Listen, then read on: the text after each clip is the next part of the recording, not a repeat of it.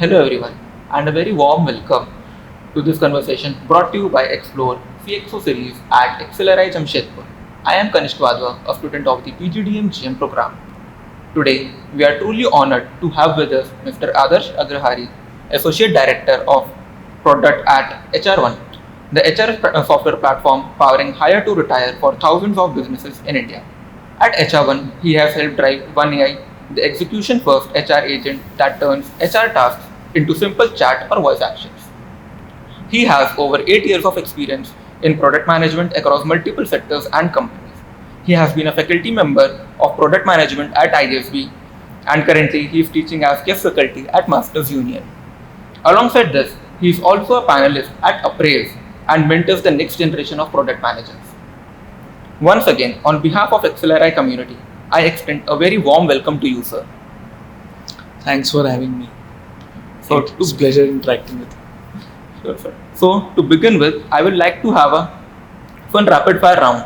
I'll throw a few quick prompts and you have to reply with first word that comes to your mind. Sure. Ready? Sure.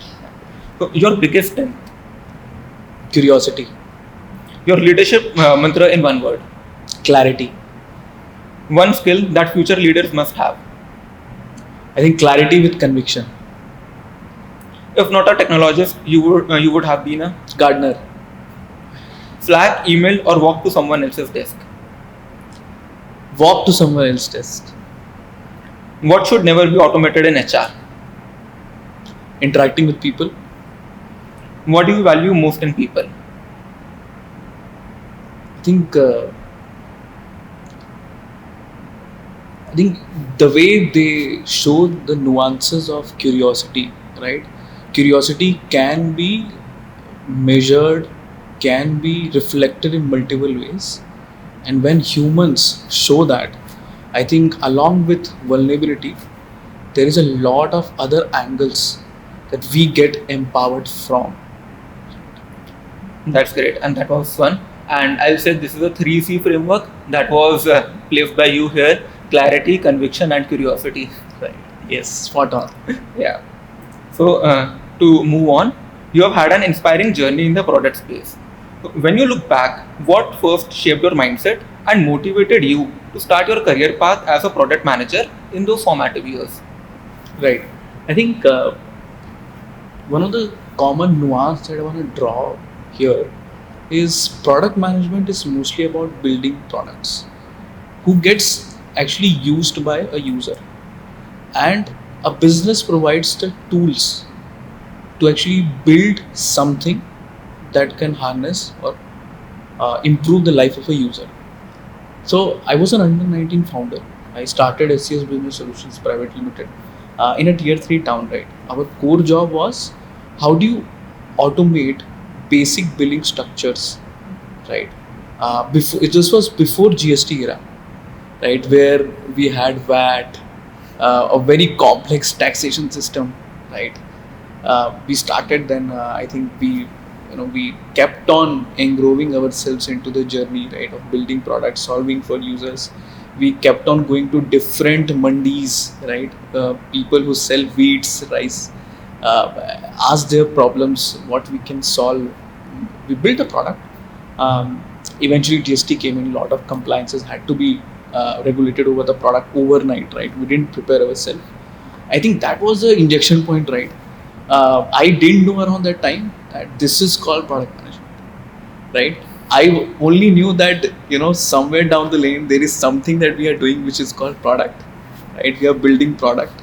We are trying to digitize something for a user. And later on, I moved forward and sold my company to one of leading e-commerce platform. And from there, I started my journey as a product manager. So it has always been about building products, solving very interesting problems. So that is truly inspiring, sir. And for someone like me and our audience who are the upcoming product managers, your journey is, I'd say that's a great journey from which we can learn. I'm really glad that you were able to connect with it. So, staying with the journey for a moment, was there any moment in your career that didn't go out as planned, but changing up how you lead? And what did you take away from it? I mean, in terms of career is concerned, there were a lot of things which didn't go out as we planned, right? And that happens with everyone. One of the key aspects was I wanted to do MBA, the way you're pursuing currently.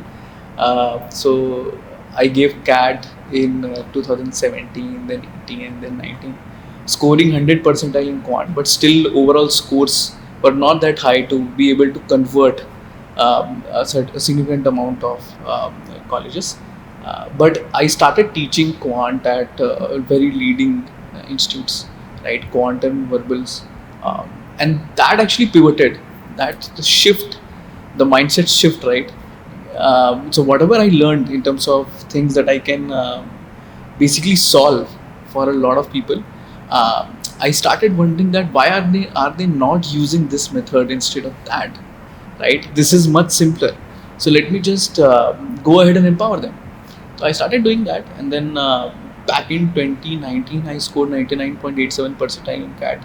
Was able to convert a lot of major colleges. I even went to IMK, spend some time there. Uh, Later on, I realized that I am actually learning what I have already learned in some manner, and the grass is always greener on the other side. That's what you eventually realize. So I thought, hey, why not? I mean, let's just skip this and focus on actually doing the hard work, right? So I continued my stint with Mahindra. I was working at Mahindra around that time. So I mean, there has been so many career pivots that I have done. I initially wanted to be a doctor, right? I went to Kota. We hustled there. Unfortunately, that didn't turn out to be good. There was this Vyapam stuff that happened around that time. So we pivoted at that point in time as well. One of the key learnings that I have been able to withdraw from all of this different shifts, and one of the key highlights has been also I have been a UPSC aspirant as well. I've cracked UPSC. I've been a All India ranker, 151, right? Uh, so, and this was around COVID times. There were some issues that I didn't went and pursued that. Ultimately, the goal has always been about being IS, right? That was looks flashy, the way the top IMs looks flashy, right? So across all of these years, I was also able to like write two books, one on personal finance, one on product management. The one thing which is common, right, across failures, across success pathways, is mental models that you make from those failures, because that is actually helping you pivot. So you learn, and once you learn, I think that helps you to move forward when success looks very saturated, when you are actually doing good, when life has become boring. So that's where you look back, right? And there were so many mental models that you were able to create while you failed. So I think you apply that and you keep moving forward. That's how it is. Well, your journey has been nothing short of amazing, and I guess we are here and we are so happy to have you here, and now we are learning from you. So that's great for us. It's always been a learning. I'm learning from you. You're learning from me. It's been an inspiring journey, right? Coming here, speaking with you, right? Thank you, sir. Thank you so much. Where you have also taught product management at ISB. What inspired you to take up that role, and what has the classroom experience taught you about how people learn product? So I think if you see, when we try to teach, we first absorb, right, uh, the kind of people who are there and what their mindset is, right? So, and then basis that you adapt. So I think since ISB being ISB, right, I was a part of Center of Excellence Institute uh, there. So there are a lot of very intelligent minds, right, who work from different corners of the country, right? So first you try to absorb a lot of things, and then you pivot in a way where what is that one thing that you can give them, which would enable them to be more clearer, very laser focused. So I think one of the things that I have always been focused on is how do you make people more clearer as compared to what they have been, which is very common. Could be, hey, I want to transition into product management, but I'm not really sure why, right? So you mentor them, you just help them out in a way where they understand, they reflect back, and from their within they are able to come up with an answer that, okay, this is why I am very much inspired to become a product manager. Sometimes you want to do something and that's a conviction, right? Correct. But you don't realize why I want to do something, right? So you got to reflect back inside you and understand, okay, this is the reason why this looks very inspiring to me. So I think that has been a key takeaway. That was some unique perspective through the classroom lens and how you took it for you. So moving on, sir, as Associate Director of Product at HROne, could you walk us through your role? What does a typical day at HROne looks like, and what kind of problems are you solving at scale? I think days are never the same, right? So I will give you a general idea about how it goes like, right? So I think I have teams who report to me. It's a blend of senior product managers, UI/UX designers, senior UI/UX designers, and then we start with taking understanding what is something which has been bugging them. Is there any challenge in something that they are doing, and ultimately solving them at the first time of the day, solving for them that, hey, this could be done by this could be done by this could be handled by that. So I think eventually helping them understand how they can navigate across ambiguity that they have come across. So in that we have realized two things. One, people don't realize what is ambiguity. Sometimes they think that, okay, I know this could be solved in this manner, but they are not able to solve it. And when they are not, they don't even realize it. So first you empower them to realize what is ambiguity. Secondly, help them understand how can you solve for ambiguity. So it starts with that. We start our day with stand-ups, right? I call it 15-minute drill. So we try to wrap it in 15 minutes. And then we deep around with whatever customers have asked.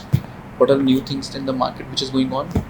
There are weekly cadences about what innovation could be done, how a particular user experience could be solved, because we are an HRMS platform. There is a lot has to be done across solving for user experiences, right? Because I mean, in a way, a software is trying to contemplate a HR, right? Right. In a way, right? It's an automation that is happening on behalf of HR. So it should provide a good user experience, right? So that has been a primary focus. I think if you see in a nutshell, a day goes mostly 60% of the time goes in meetings with a lot many stakeholders, and 40% of the time goes in terms of what is new in the market and how we can incorporate that, right? Currently we have launched OneAI, which actually is a replacement of a user interface itself.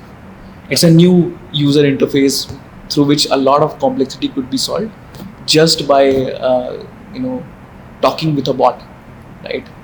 With an agent. We have an employee agent where you can just talk and tell them, hey, I want to apply leave, and we'll just apply the leave on your behalf. You're not feeling good, you want to take a chill pill, you can just say, I want to chill tomorrow, I want to apply leave, and you could be done. So that's how a day looks like, and even I would say week or months looks like at a time. Sir, that was some super clear picture of how you take your day-to-day activities and how they changes day-to-day. And for someone like me, I can relate to that, because in my work experience also, we have to deal with clients every day. We have to deal with multiple requirements, and we have to make the user experience the best. So it's something that even I can relate to. Right. And sir, can you share a challenging moment and how you handled it? Was there a time when you have to pick between deadlines and quality, and how did you decide on it? So if you see, I was working back in Mahindra, right? I was handling their clean tech division, which was called as Mahindra Techo. We were trying to build products, digital products for solar and wind plants, right? So therein, one of the critical intricacies was that site engineers were never ready to adopt to a certain different UI or certain different user experience. So they were using a very popular legacy softwares, and naturally they were inclined to that. So when basis the who is better in terms of at that moment, uh, particular system was being replaced by ours. They had a natural tendency of not adopting to the new the software that we have given them. It was a natural human behavior, right? And we knew this is going to happen. But then, we understood from them, but still they were very reluctant to talk to us. They were like, we just don't want to, use this. Even if their life was getting very simpler, right? Things were getting solved, but adoption was a very big challenge, right? So we solved for acquisition. It was a natural curve, but adoption was a big challenge. Further upon, we sat down with their leads, tried to empower them how this is better, showcase them some real good enhancement that we have done across our products for different use cases. Once they realize that yes, we are undeniably better, eventually, by that, we were able to make them use our product. So that was a big complex stuff that we did at that time. So we even visited different solar plants, talked to site engineers, understood their real friction point, and solved for them what happened. Right. We even made site engineers our advocate, right? Our products advocate.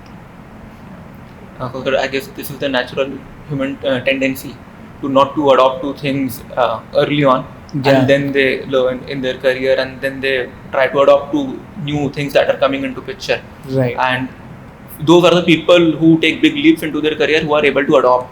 Those who do not take do not adopt early on, they generally have to struggle in their career later on. Absolutely. So we used to also call this as inertia of rest, right? Right. So adding on to this, HROne's OneAI is transforming HR processes, right? How do you see HROne's role in shaping the future of HR and the work HR leaders actually do? So I wouldn't categorize that in terms of HR itself as a persona. I think a bunch of managers, a bunch of users, anyone as a human being is going to have their life changed, right? Why? Because if you see, there is a friction point in terms of doing things, right? So when phones were not there, we used to visit telephone booths, right? To go there and answer a telephone or call someone, even talk to them. And when telephones were not there, right? This technology was not there. We actually used to travel to people just to talk to them, right? Then we progressed, and today there is a time where we can even FaceTime them, immediately talk to them over video call. You can see their faces. All of these things could be happen with just click of a button. In the similar fashion, right? If you see the evolution, the way this trajectory has happened, currently the evolution is happening in terms of you filling a form, right? Going to a certain user interface to get a desired action, right? For example, if you want to book a hotel ticket, so you have to go to a certain booking platform, look for better option, and then book it. Today you have Perplexity. You can go there and directly within a click of a button, you will have your whole itinerary planned, and we have browsers like Comet, which will just do it for you on behalf of you. There are agents, right, which will actually do that for you. Here at HR, think of it like, as I told you, for an employee, if because they belong to one of the similar systems, right? Employee want to take a leave, they don't have to fill a form. They can just within just a click of a button, it will just get done. You want to see your pay slip, you just ask, can you share me my pay slip of last month? It will be done. In the similar fashion, if HR wants to see what was my attrition rate for last year, for last month, within a click of a button, that will be available, right? You just one question away. Whereas in legacy systems currently, you want to have and go and create your own dashboards, or go to a dashboard and look at, apply filters, and then look at, okay, this is what my month-on-month attrition looks like. Right. So that's the shift that is going to happen across various levels. You got to create policy. Earlier, I mean, people like you, right, who have been inspiring, you have to just write down the policies by yourself and create it. Today, you have a system which will help you out, and I think within a span of a minute or 10 minutes, a policy will get created the way you would want. And I think the time to execution will get reduced a lot, right? Earlier, creation of a policy used to take maybe around 5 to 6 days to get implemented. Today, it will just get done in next 30 minutes. Now, I'm not solving for it to solve for adoption, but it definitely is going to solve for creation of it. Yeah. Give you a head start. I really like your opinion on this, sir. So, building on to this only, what excites you the most about technology right now, and how do you align purpose with business outcomes? Something that is meaningful for employees and teams. So, as I told you, right, we currently see purpose is actually equivalent to when you're building products. What is jobs to be done that users want to do on the platform? What is users' jobs, JTBD? And what is the other persona? For example, HR on the other side, what is their jobs to be done? Right? We align them, right? And then we build a product, right? So there is a certain jobs to be done. From a building edge, being a product builder, that I need to understand why I got to build this, right? Which is a user's functional requirement, jobs to be done, their pain point, their frustrations, and then I'm gonna build my product side. So I'm gonna build my product with purpose in that manner, right? This is going to actually enable them. So this is how we actually work at HR. That was an insightful takeaway. Thank you, sir. And how do you feel AI will shape the careers of upcoming HR leaders and aspiring product managers? Like, do you see significant changes in the roles and the impact AI can have on them and their future roles that they need to take on? So AI has already started Right. impacting, empowering us at so many ways. If you see, currently it's on the levels of what is the most needful thing that you want to do, which is content generation, right? Nobody wants to generate content, right? There are people who want to write, who were writers, but there were a lot of wider variety of audiences who struggle to write, right? So people have already started adopting in that manner. I think next is about learning, right? There are a lot of innovation that is happening. How do you understand a topic in a very layman terms, right? And then build complexity over it, right? So in that manner, all the domains that we're talking about, be it be HR, be it be an employee, be it be a product manager, that is getting harnessed. But if you see on a user focused level, being HR, I think policy generations, different way of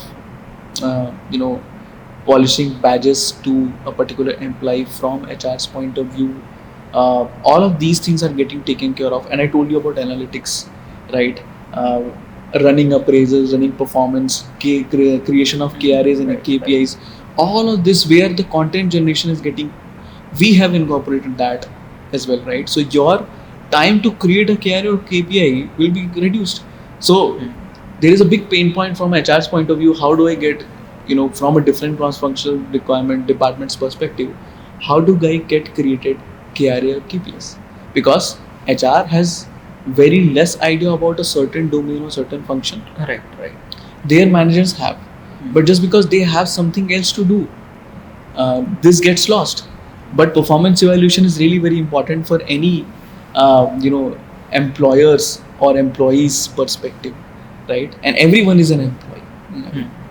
So just to get this done, this is where this is solving for it in a very great fashion, right? Secondly, from a product manager's perspective, writing PRDs, again, content generations, is something which is now getting really solved, so that people can focus on, product managers can actually focus on interacting with people, actually interacting with users, right?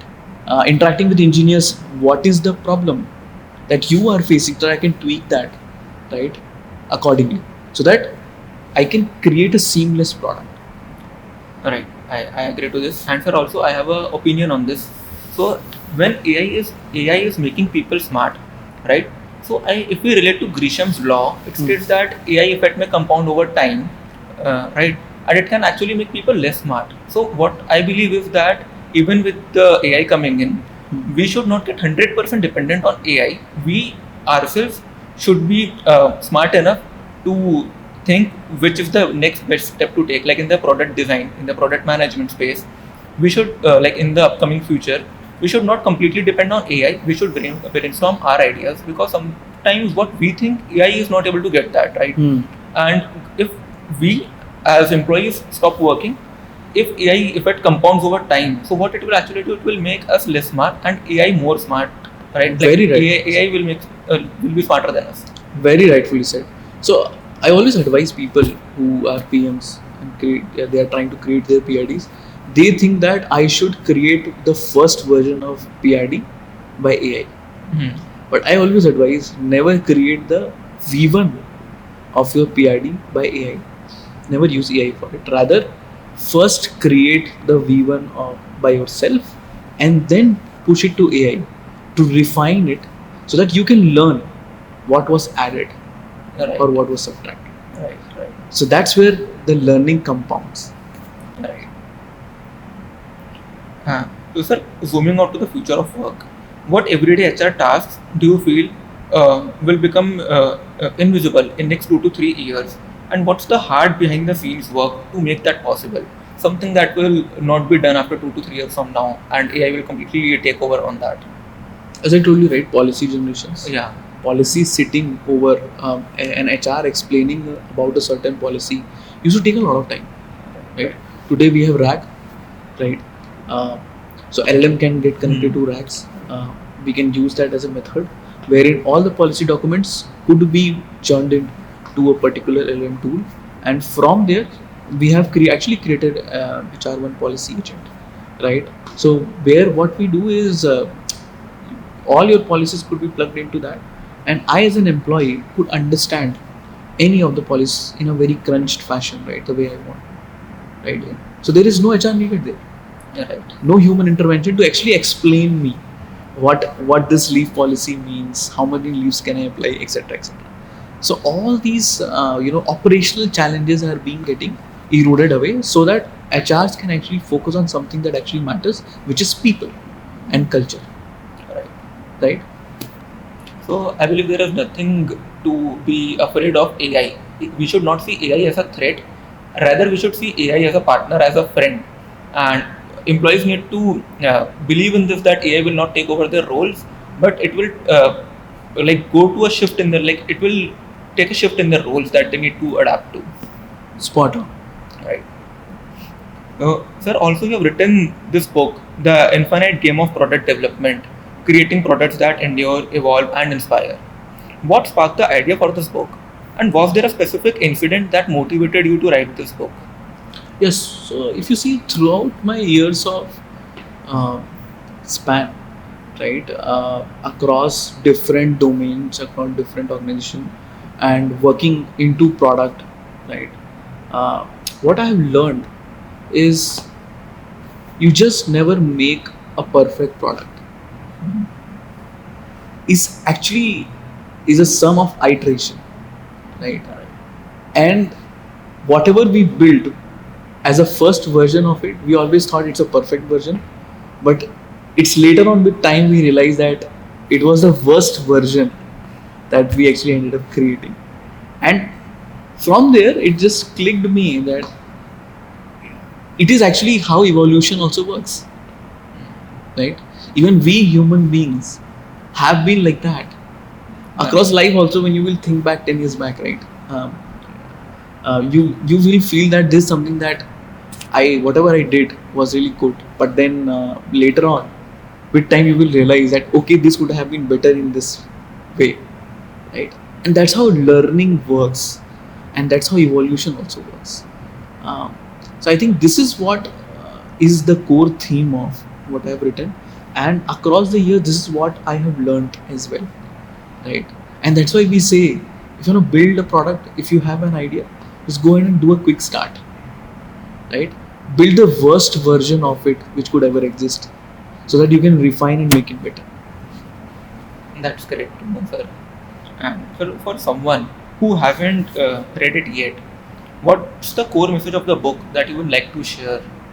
That we should like to gain insight from that book. We should first go ahead to read this book, but like our audience might not have read this book. So, any core message that you would like to share? I think, as I said earlier as well, so if you see, product management is an iterative process. Uh, it's a way to actually evolve, right, and make your products better. In the similar fashion, the way a human has been working, and that's an analogy that I have been trying to give different variety of use cases, that how it actually helps you, right? So anybody who has not uh, read it, I think though there are two use cases and two very clear sharp takeaways. One is, always have clearer clarity on what is going to get built. Ask better questions along with a very sharp curiosity. Secondly is, always remember to not go get lost in the idea of that, hey, let me just make this product as a perfect version of this could ever exist, because that is never going to happen. Right. Go and launch it with whatever you have had thought of, and then basis feedback of users, you keep on iterate. Well, that was some clear takeaway. That is easy to remember and hard to forget. So, for closing this with advice, what simple daily or weekly habit would you recommend to young leaders and upcoming product managers that compounds over years, and how should they build on it? Right. So I think it's a life habit that I have been practicing. That motivation is actually a very cheap dopamine. Hmm. People has to reset their dopamine, the way it gets, the way you earn it, and route it via your routine or discipline. Once you will do that, try having a lot of curiosity in life across anything. If you want to be a really successful PM, keep evolving and show a lot of curiosity across wider variety of things. Curiosity will enable you to have more clarity on things and eventually be better PM. Sure. Thank you, sir. And I guess we will keep this 3C framework in mind that is given by you. I'll again repeat it: clarity, conviction, and curiosity. We have to build on that. Yes. Sir, this has been such an insightful conversation. Thank you so much for sharing your journey and your perspective with us. This conversation will stay with us for a long time. Thank you. Thank you.